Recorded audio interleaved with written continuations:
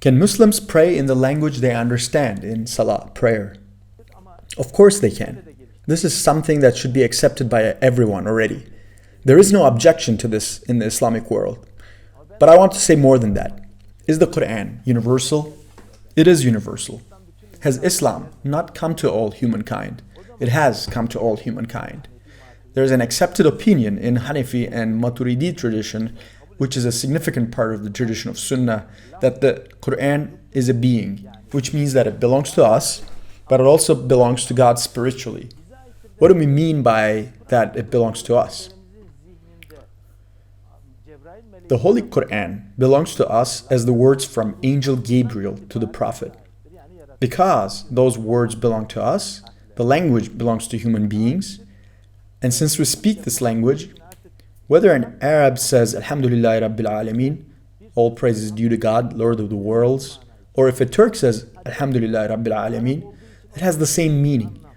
Let's say if Arabs add a new meaning to the word because it's Arabic, because he or she knows the intricacies of the language. You can handle that by adding a few extra words in Turkish. This is not a problem. I've written this over and over. It was Abu Hanifa who first conveyed this within the Islamic world. Both prayer and worship can be done in any language without limitation. In other words, Salah can be done, prayer can be recited, and a sermon can be given.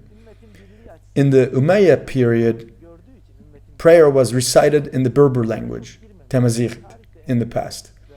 There have been different examples. For Turks, Abu Hanifa gave a fatwa that they can use their language without any limitation. This is also defended very much in history.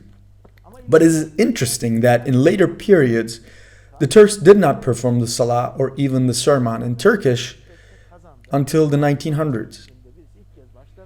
Firstly, in 1905 in Kazan, a man named Abdullah Bubi started teaching Turkish sermons.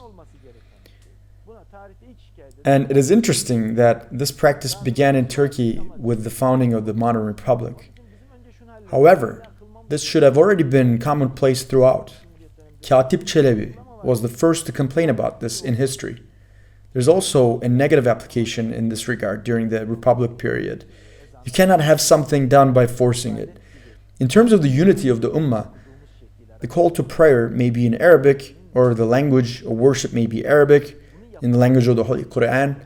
But if we really follow Abu Hanifa's sect, we should not intervene with someone else in any way.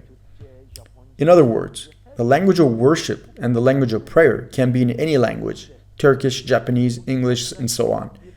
This is a requirement of the universality of the Qur'an.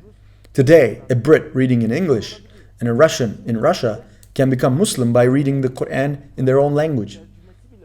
But in our country, even the Turkish translation of the Qur'an is not commonly read due to a certain mentality, because they say the Qur'an's Turkish translation is not the Qur'an.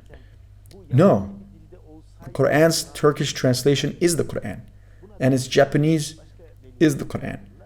See Imam Maturidi, Abu Hanifa, see the verse that expresses if it were in a foreign language, it would be the Qur'an.